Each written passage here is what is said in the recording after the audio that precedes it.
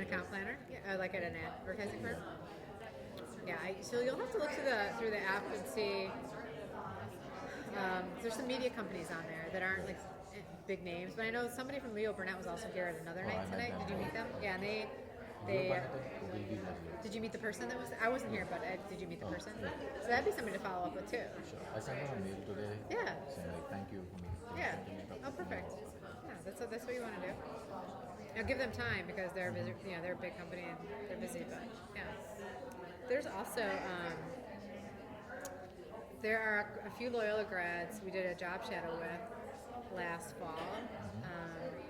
It's not Starcom, but it's Starcom's sister company. Now the name's escaping me. That's gonna bother me. But so there's a couple of Loyola grads at Spark. Spark. Spark is the name.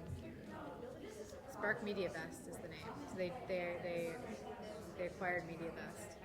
They're in the merchandise corner. So definitely look them up and see what they've got open because I want to say there's like 4 or 5 Loyola grads working there right now. Anything? You guys mind introducing yourselves for me? So just tell me your name, year, and major. My name is Omkar. I'm actually in the first year. I'm a graduate student. I'm studying global strategic communications. Oh, okay. And I work with UNC. I'm a marketing intern. Oh, awesome. Great. Madison Lennon. I'm a junior at advertising, public relations major, marketing. And what was that last part? Marketing minor. Marketing minor. Okay, great. I'm Emma Peterson, sophomore advertising creative major with a double minor in visual communications and photography. Oh, okay. Great. I am here this first year, and I'm a double major in advertising creative and women's gender studies with a minor in Spanish language and studio. Awesome. And we're just introducing ourselves. Okay, hi, I'm Matt Mason, first year grad student in digital media and storytelling, thinking about documentary production. Oh, wow. So who here is everybody here going to the career fair or trying to? Yeah. There are a couple production companies coming. I don't know if you saw that yet. Craft Productions was one. I think it's like video production stuff, but I don't know that I saw any like film, documentary. However, but just briefly. So the big PR companies always have a department that does that kind of work. So like Edelman's Matter group does a lot of that kind of stuff. And so a lot of these bigger PR agencies have their own production groups that you could always think about talking to the recruiters about, right? So let's talk about the fair. So the first thing, your best friend is going to be the fair app. Has anybody like played around with it at all yet? So let me just show you how great it is. I downloaded it on my phone today. What I love is, so it's already set up to show you like all the employers. There's about 40 employers that are going to be there, right? So it's going to take up the whole, have you ever been up to Caspier Hall? It's going to take up the whole floor in these big tall boy tables, and there'll be 1 or 2 employers from each company representing. It's going to be super loud, and it's going to be hot.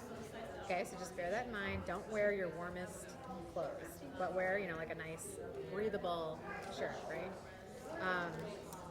So they'll be alphabetical order for the most part, and you'll be able to like ahead of time see who you want to talk to. So you might click on a company name, like I'm going to click on Carol Fox and Associates. You can read all about them on the app. You can also find out the majors they're recruiting and what they're hiring for. Now, none of this is set in stone necessarily, so you'll want to double check. In fact, all the recruiters will have a sign like this that'll say I'm recruiting for, and it'll say on the sign. Okay. So make sure you research ahead of time who you're going to talk to, and I would suggest plan on talking to at least 5 that you're seriously interested in, and then at least 5 more that you're like, I don't know, so because you never know, right? You never know who you're going to end up looking for. There is only 2.5 hours of time, and there's going to be a lot of students. So how might you sort of be smart about your time at the fair? Like when you walk in, you say you've got your list of 10 companies. Where are you going to go first?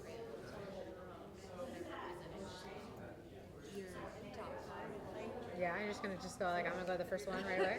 What if there's a huge line for all of them? You're gonna just wait in line? Yeah. So what you want to do is say, okay, like if you can, scope things out a little bit, walk around a little bit, try to go to the employers that have the shortest lines first, right? So that you don't have to waste all this time standing in line. Because I'll guarantee you, if you're looking at some of the big PR companies like the Edelmans, the Ketchums, the Hill & Moultons, there's going to be a line and you're going to be waiting. And it's okay to wait, but just try to go to the other ones first. So you're like, okay, now all I have left are these two big ones, and I've got all this time to do it. And then you won't feel so rushed. The other thing that I've thought is good advice is, let's say you're really excited about one or two companies, like super excited, nervous. Don't go to them first because you want to practice on some of the companies you don't care about, right? You want to get like the kinks out of your sort of pitch about who you are. Like, hi, my name's Bridget. I'm a communications major, and I'm graduating in May. I'm really interested in doing this. I'm interested in your company because XYZ. You want to practice that sort of pitch on the companies you don't care about, right? You're looking at me like I'm crazy. No. But that's what I mean. This at least I thought that was good advice. But that is something that I wanted to just pose with you. So you do need to have your little 15-second spiel about yourself. Practice that before you go to the fair, either with a roommate, in the mirror. It's sort of like, what are you going to say when they ask you to introduce yourself? You want to say more than your name. You want to, not just say your major. You want to give them a reason why you're interested in them, right? Like, why am I interested in this company?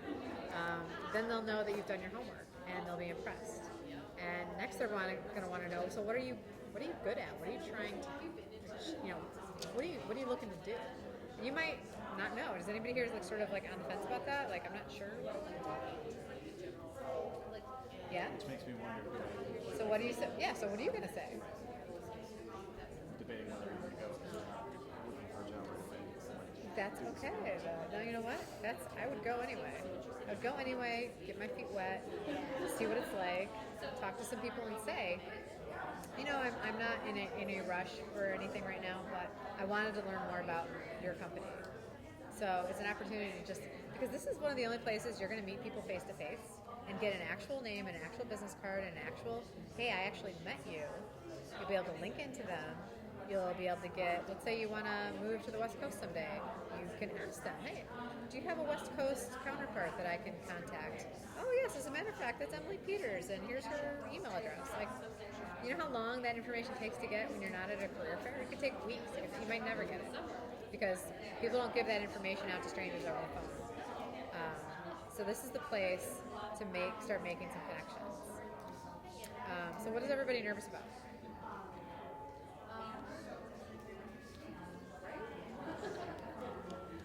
I'm nervous about like tripping over my words. Yeah.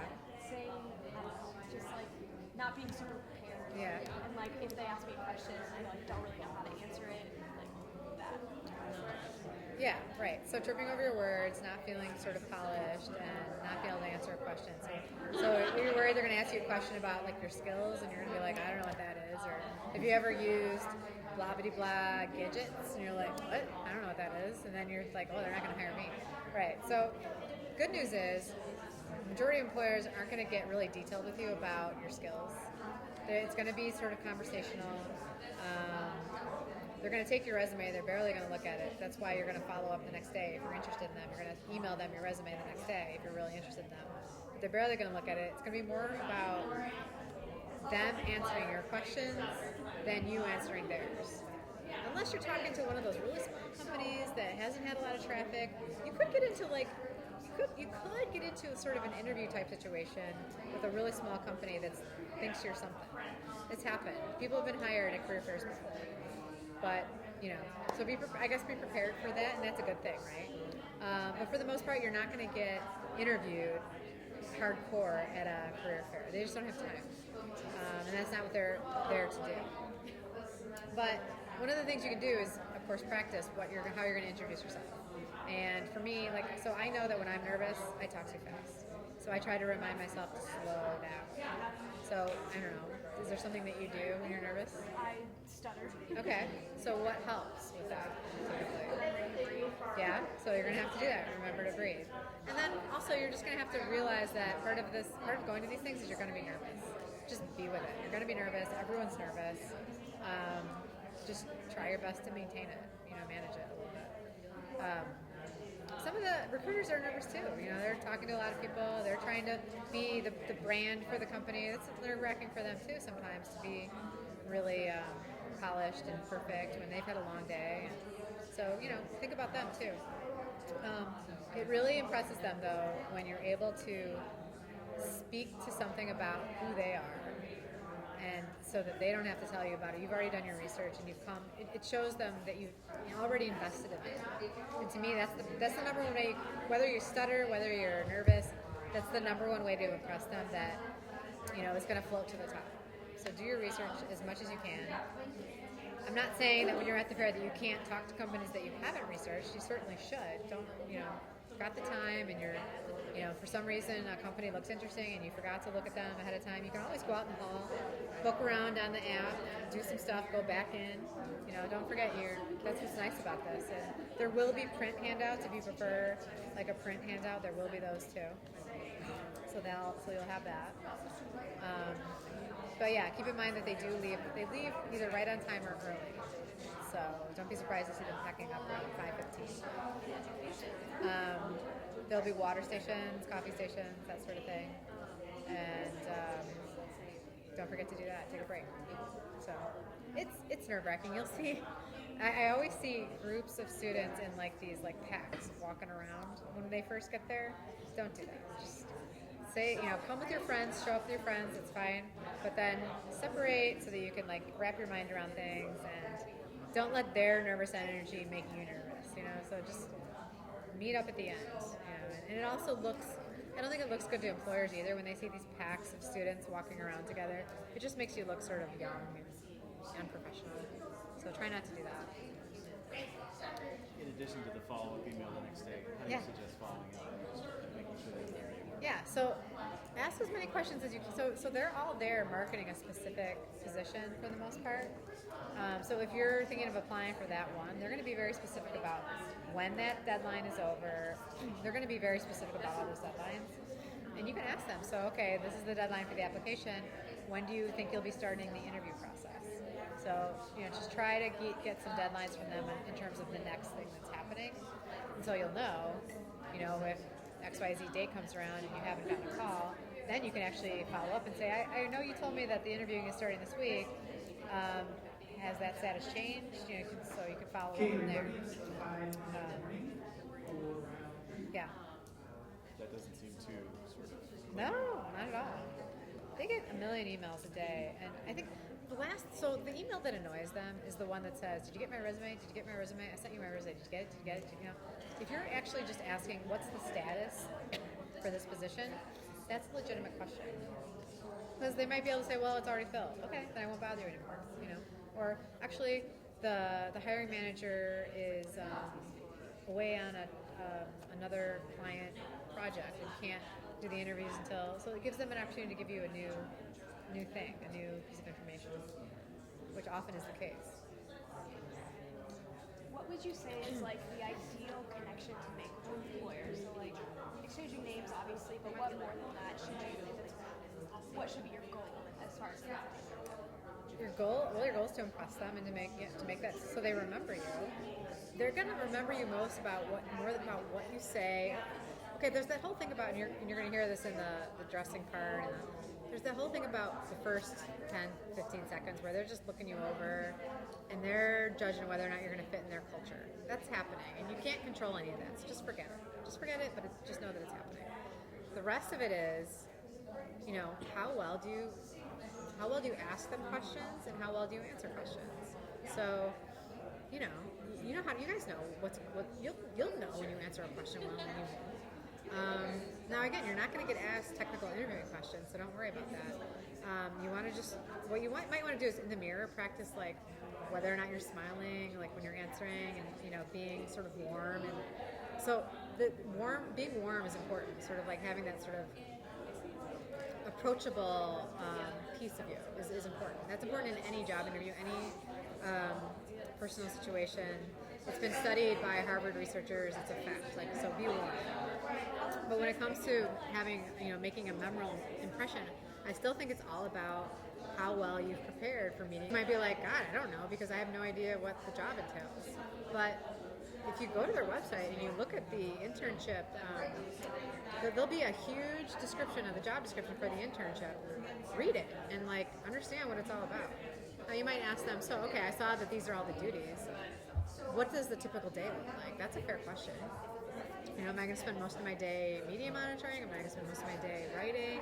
Supposed to spend most of my day on the phone, in meetings, like, you know. So how does that break down usually for an intern? You might ask a question like that. And you might just say, like, after they've told you a little bit about it, you might just go ahead and say, well, I think I'd be really well positioned for that. But tell them why. Don't just say that. Say, because whether it's do really well in XYZ situations, I just completed a job doing this. I just, you know, have a proof point, you know what I mean? And maybe, you know, if you're a freshman, it might just be from a class example, or a summer job or something. Or maybe you're in a sport or whatever it is. You just have to be able to. So you guys have heard of transferable skills, right? The transferable skills are skills that you can use in one situation to the next. So one of them is good speaking skills, which are very transferable to just about everything, you know.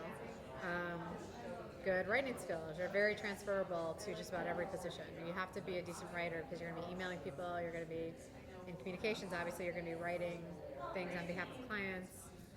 So you want to be able to talk about your transferable skills.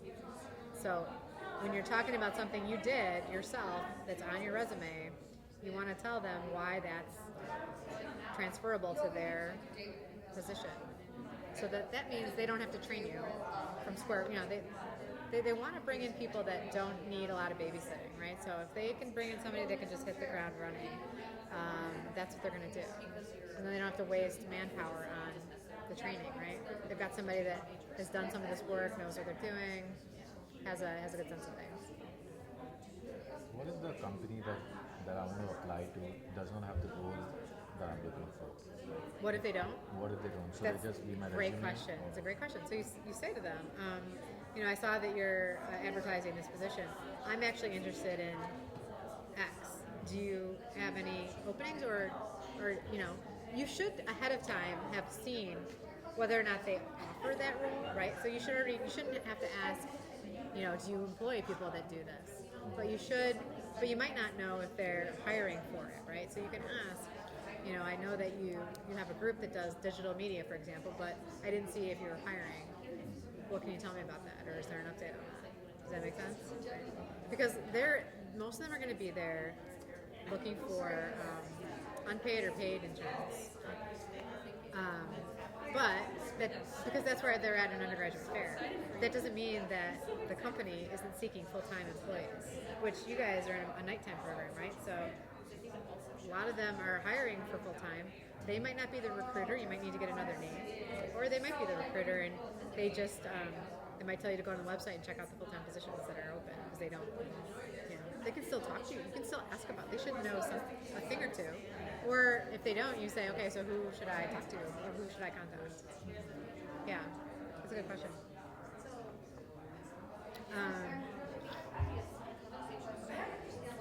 What kind of work did you say you were looking for? I'm looking for a job as an account planner